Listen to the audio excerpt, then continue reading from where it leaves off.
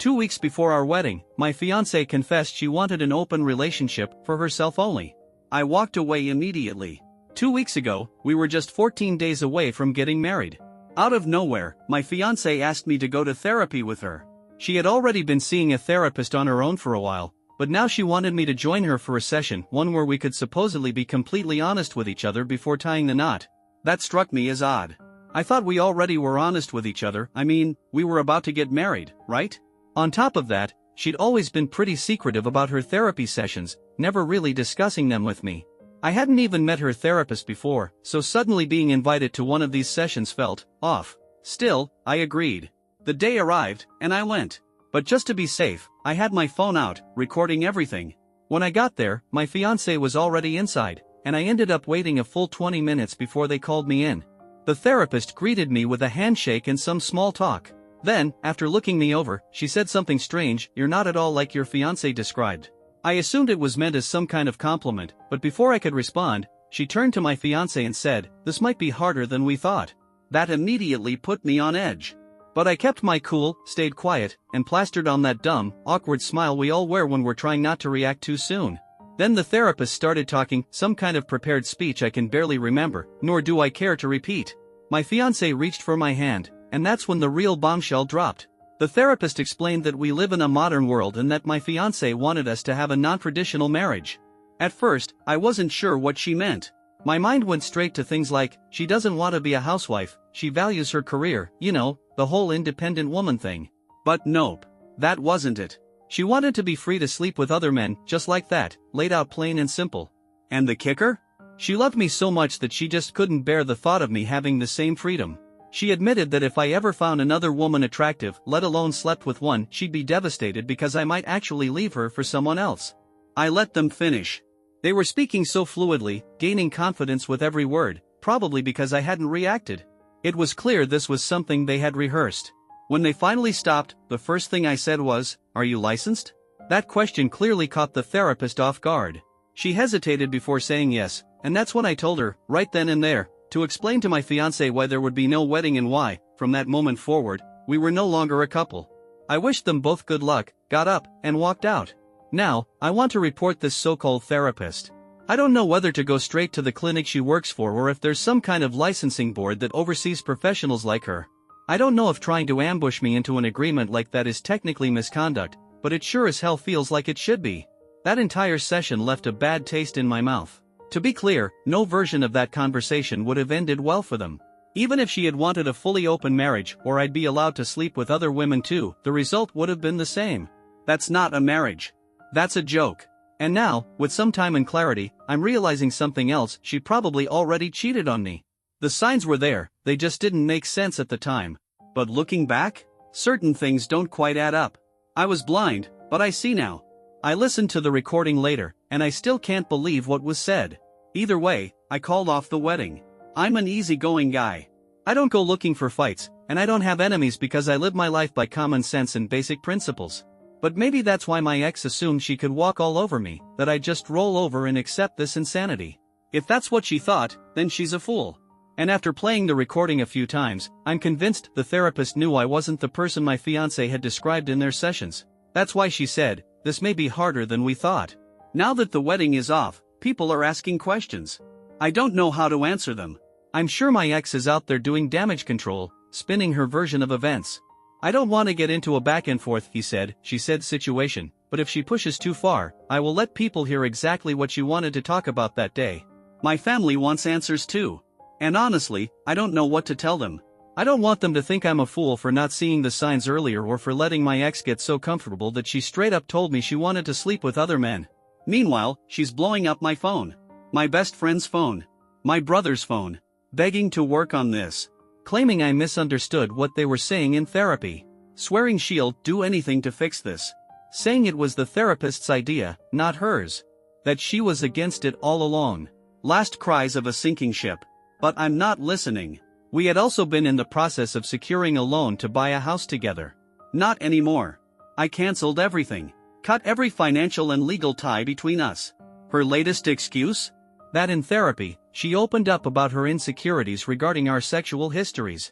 Apparently, I had been with way more people than she had, and the therapist suggested leveling the playing field. Regardless of what's true or not, one thing is certain: this therapist is getting reported.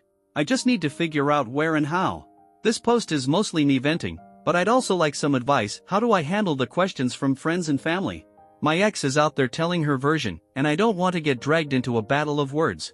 I do have the recording. Should I share it with those who ask? She has no idea I have it. Small update. I just got confirmation at work that the journal I sent back to my ex was delivered. I sent it out first thing this morning through the courier my office uses, and she had to sign for it. Some people suggested I read it, but I decided against it.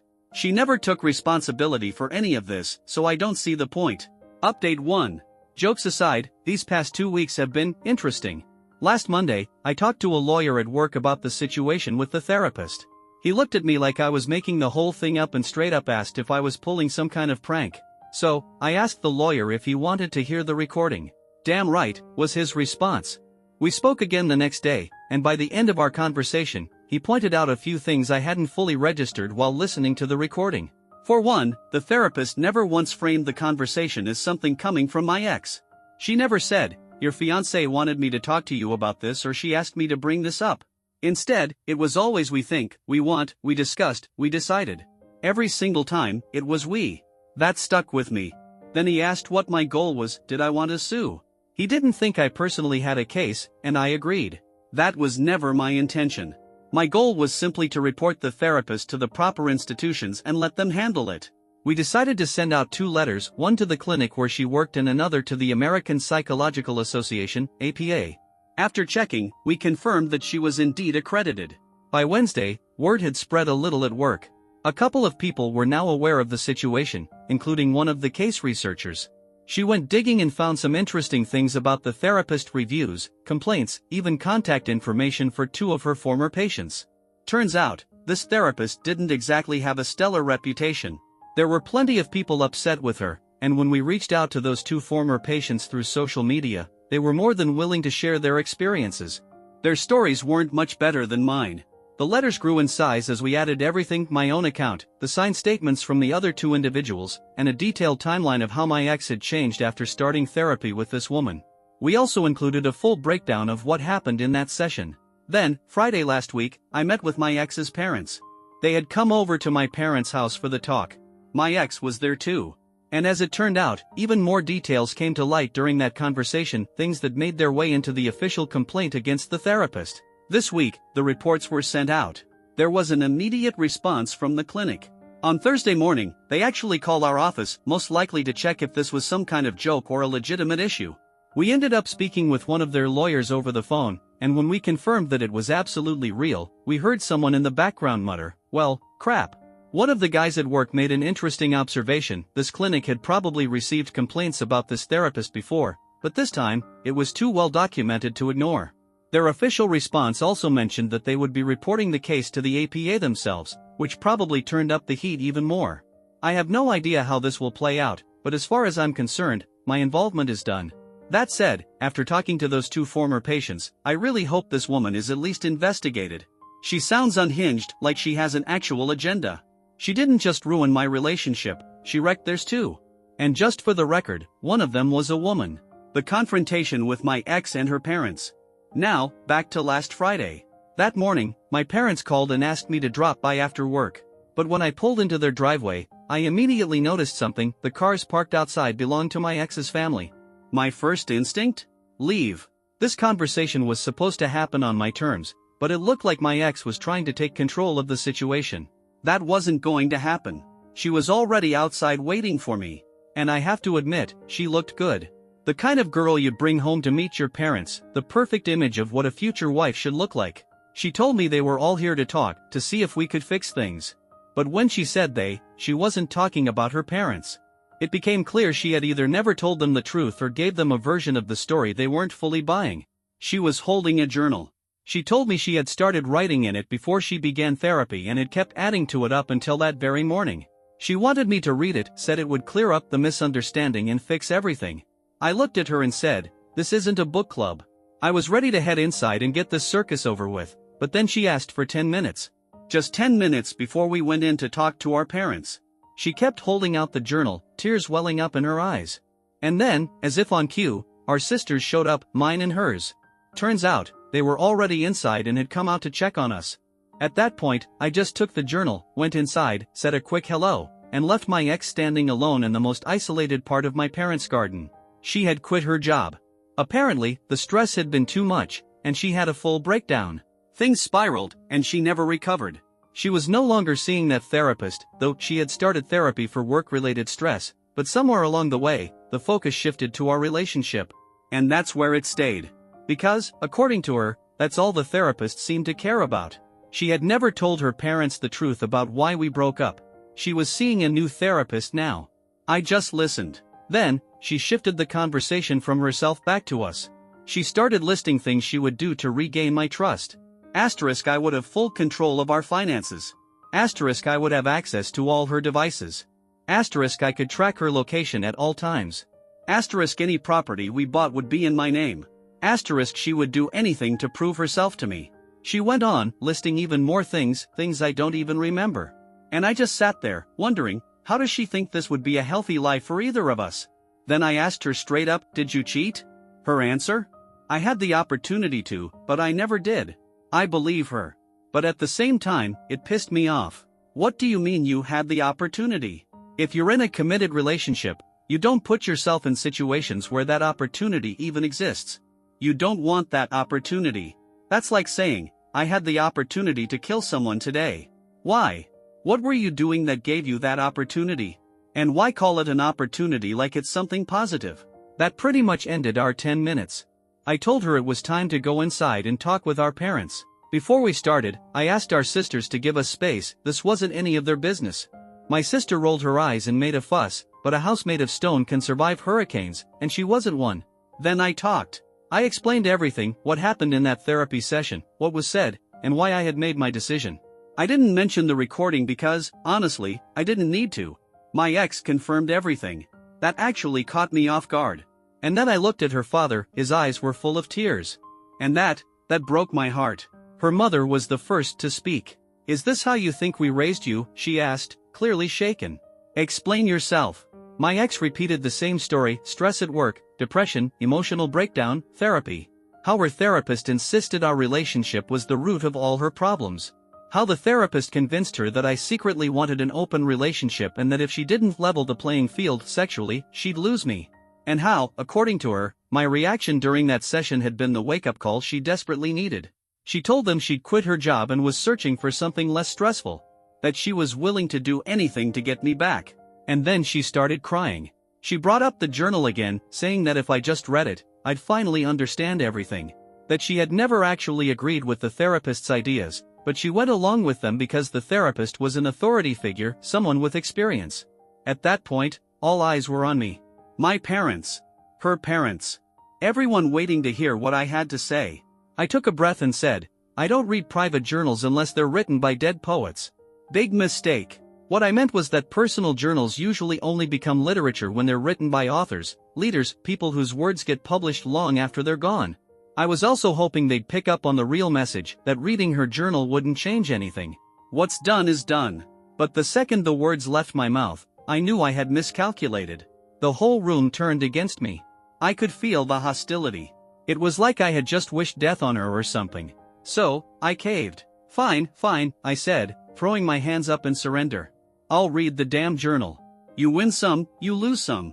And sometimes, you say the wrong thing and lose a few more. Her new therapist. My ex told her parents she was seeing a new therapist. She even showed them emails confirming her appointments. This one was an older guy with a white beard, very Freud-like in appearance. I looked him up later. Married, well-credentialed, attends professional conferences, has even written a few books that are up for sale on Amazon.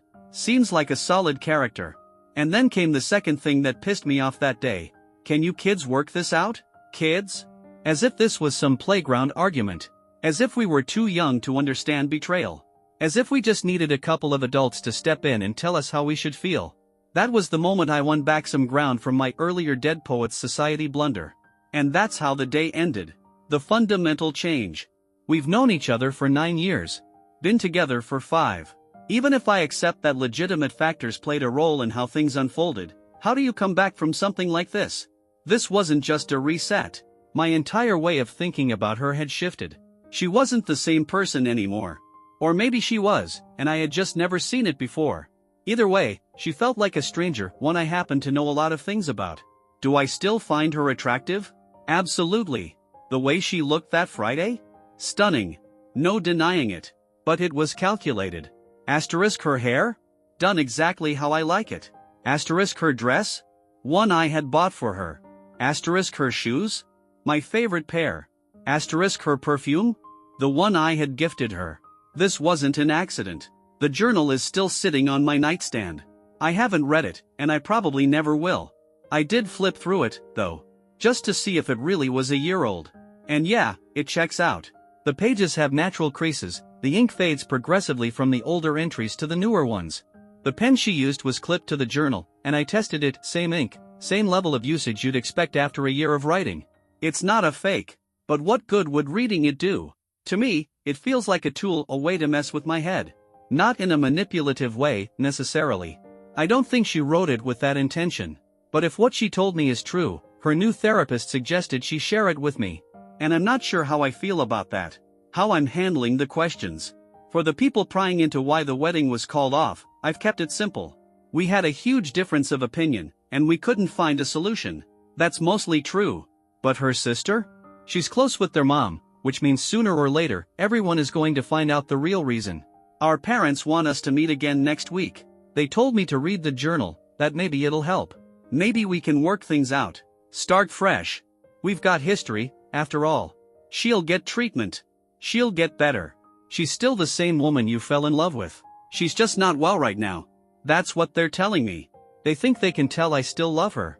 That I wouldn't be this theatrical if I didn't. Their words, not mine. I don't think I'll meet them next Friday. But damn, she did look amazing. The aftermath of the therapist complaint. First off, a massive thank you to everyone who helped me navigate this situation, especially those who pointed me toward the right resources for reporting the therapist. Now for the update. She's gone. The therapist no longer works for the clinic. From what I've gathered, the main reason behind her sudden departure likely has little to do with me and everything to do with the clinic being sued.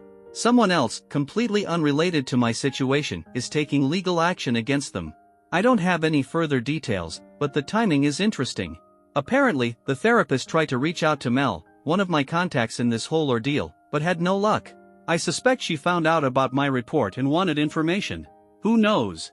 Mel didn't engage. She blocked her. Any messages or calls went unanswered. There's a small voice in the back of my mind whispering that maybe filing that report wasn't the smartest move. Because now, there's a chance that the people involved in the lawsuit might contact me. And if that happens, I could be dragged into something I don't want any part of. But you know what? Even knowing that, I still can't wipe the satisfied grin off my face. Because that therapist? She's in trouble. For those who have questioned whether I have emotions, I hope this is proof enough. And if it isn't, I pray you understand sarcasm. The final word on the journal. Like I mentioned in my last update, I decided to return it. I handled it very clinically, sent it back through the courier we use at work first thing Monday morning. I also included a letter explaining why I never read it. The short version? She never took ownership of what happened. Handing me the journal felt like her way of washing her hands of responsibility, putting the burden of finding answers on me. And I refused to carry that weight. After the courier confirmed that my ex's journal had been returned, I felt an unexpected wave of regret. Maybe I should have read it. Later that same day, Mela showed up at my workplace. She didn't cause a scene, didn't try to force her way in, she just waited in the lobby. Patient. Her plan was simple, stay there until my workday was over and then talk to me. It didn't take long before word got to me that she was there. I had two choices, send her away or talk to her. So, I talked to her. The architects of our collapse. Sitting there, I started piecing things together, and it became clear our relationship didn't just fall apart overnight. Several factors had been quietly working against us for a long time. 1. Stress. I knew Mela was struggling with stress, but I had never realized the full weight of it. Looking back, when she first sought therapy for work-related stress, I should have been paying closer attention. But she always reassured me everything was fine, so I believed her. Therapist or not, she still had a breakdown at work, one she hid from both me and her family. 2. The pregnancy. She had been pregnant for just a few weeks. She planned to tell me in a special way, wanted it to be a beautiful surprise. But before she got the chance, she miscarried. She never told me. She was afraid that if I knew, I'd start questioning her ability to have children. That I'd see her as unworthy. Which, of course, is insanely stupid. 3. A friend with a warning. I mentioned before that we had friends in open relationships. Well, one of them, a woman Mela had known for years, invited her to lunch almost a year ago. And instead of just catching up, this friend unloaded all her frustrations from her own failed marriage onto Mela. Her husband had something in common with me: he had far more past partners than she did. In my case? 26. In his case? 70. After they got married, he demanded an open relationship, and she had been miserable ever since. She told Mela that the same thing would happen to her, that I was showing the exact same signs her husband did before they got married. 4. The illusion of the perfect marriage. Our fathers work in academia, and they've known each other for over 30 years. They frequently attend conferences, work-related events, and formal gatherings, usually bringing their wives along. That's actually how I met Mela, at one of these events. At the time, she was filling in for her mother, who supposedly had a scheduling conflict. Except, that was a lie. She only recently found out the real reason her mother wasn't there that night. Her parents were on the brink of divorce. Her father had cheated. And yet, somehow, they had managed to repair their marriage while keeping up the illusion of a perfect, unshakable relationship. Mela grew up believing her parents were the ideal couple. Then, in a single conversation, that illusion shattered. And then came the therapist. Take these 4 things, mix them together, and throw in a therapist with an agenda, and that's how our relationship ended. That therapist was more than happy to plan my future open relationship. She validated everything the friend had said, that men like me could never be satisfied with one woman. That eventually, I would seek out more. And the only way to fix my inevitable cheating behavior? Mela had to sleep with other men. That was the solution. That was how we'd even the numbers. I, of course, would resist the idea, but that was fine. Because if I really loved her, I would understand. This wasn't just about fixing me. It was a layered idea, something meant to 1. Correct my supposed cheating impulses. 2. Prove my love for her. 3. Strengthen our relationship in the process. Of course, this entire plan would have failed miserably. And I suspect that's exactly what the therapist wanted. What she didn't expect was how quickly I shut it down. The aftermath. For the rest of the week, Mela and I met every day. She answered every single question I had. And one thing became very clear: while I had been fully prepared to walk away, she was prepared to fight for us with everything she had. At the end of the week, I had to leave town for work. The original trip was supposed to last 2 weeks, but it ended up being a full month, more billable hours for me, I guess. Before I left, I handed Mela a copy of the therapy session recording. She already knew I had it. I had mentioned it on the first day she showed up at my workplace. Listening to it shook her to the core.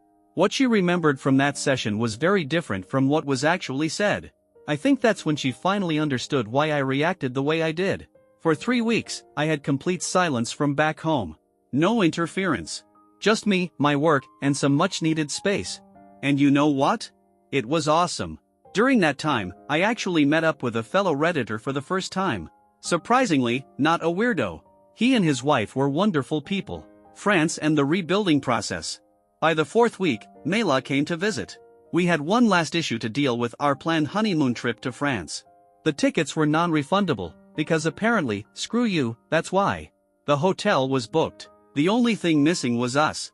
After talking it over, we decided to go anyway, as friends. Yeah, I can already imagine the eye rolls. France was incredible. You visit a place like that and realize just how medieval the US feels in comparison. We returned from France as a couple. Not because of some Parisian magic. It's going to be a process, there's rebuilding to do, but we're taking it one step at a time. Agreements we've made. Asterisk, she's looking for a new job, something with less stress. Asterisk, we're cutting ties with the friends in open relationships, toxic influence. Asterisk, we both love the name Mela, our first daughter will have this name, thanks, France. Asterisk, no more hiding things like a miscarriage, this one still pisses me off. Asterisk, we're getting a puppy and a kitten. Asterisk, she's continuing therapy with the new therapist, not the lunatic. Asterisk, when we do get married, it'll be just us and immediate family, small, private. Asterisk, Italy next, maybe? Final thoughts. This might not be the explosive, revenge-filled update some people were hoping for. I'm sure there's an alternate version of this story where I go full scorched earth, but that was never me. I never hated Mela. Everything I did was just self-preservation. She thought she wanted something completely different from what we had agreed upon. Now, with the therapist's influence gone, she's back to her old self, or at least, as close as she can be after everything that happened. For those who supported me, gave advice, and simply listened, thank you. Writing these posts and interacting with you all has been therapeutic in ways I didn't expect.